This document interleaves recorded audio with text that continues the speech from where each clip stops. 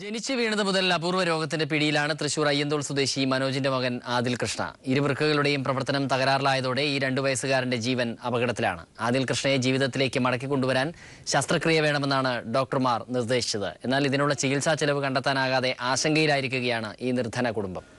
തൃശൂർ അയ്യന്തോൾ സ്വദേശികളായ മനോജ് ആതിര ദമ്പതികളുടെ രണ്ടാമത്തെ മകനാണ് ആദിൽ കൃഷ്ണ. 2 വയസ്സുകാരനായ ആദിൽ 3 മാസം പ്രായമുള്ളപ്പോൾ മുതൽ രോഗബാധിതനാണ്. മൂത്രനാളിയിലൂടെ വൃക്കയിലേക്ക് മൂത്രം തിരികെ കയറുന്ന അപൂർവ രോഗമാണ് ആദിലിനെ ബാധിച്ചത്. അണുബാധ മൂർച്ഛിച്ചതോടെ വൃക്കകളിൽ ഒന്നിന്റെ പ്രവർത്തനം തകരാറിലായി. പിഞ്ചുകുഞ്ഞായതിനാൽ ശസ്ത്രക്രിയ നടത്താൻ സാധിക്കാതെ ചികിത്സ നീണ്ടുപോയി. തകരാർ രണ്ടാമത്തെ വൃക്കയെയും ബാധിച്ചു തുടങ്ങിയതോടെ അണുബാധ നീക്കം ചെയ്യാൻ ശസ്ത്രക്രിയ നിർദ്ദേശിക്കുകയാണ്. യൂറിൻ തിരിച്ചിട്ടാൻ കയറിയിട്ട് കിഡ്നി ഡാമേജ് ആയി, അവിടെ പഴുപ്പായിരിക്കുകയാണ്. അത് ഇൻഫെക്ഷൻ കാരണം അത് എത്രയും പെട്ടെന്ന് റിമൂവ് ചെയ്യണം. അടുത്ത മാസം 7-നാണ് ശസ്ത്രക്രിയ. എന്നാൽ ഇതിനു വേണ്ട 3 ലക്ഷം രൂപ എന്ന തുക ഈ കുടുംബത്തിന് അപ്രാപ്യമാണ്. ഇലക്ട്രീഷ്യനായ കുടുംബനാഥൻ മനോജിന്റെ കൂലി മാത്രമാണ് ഇവരുടെ ഏക വരുമാനം.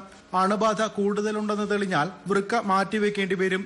ഇതിനകട്ടെ 8 ലക്ഷത്തിലധികം രൂപയും വേണ്ടിവരും. ഈ കുരുന്നിന്റെ ജീവൻ നിലനിർത്താൻ സുമനസ്സുകളുടെ സഹായമാണ് ഇവർക്ക് ആവശ്യം.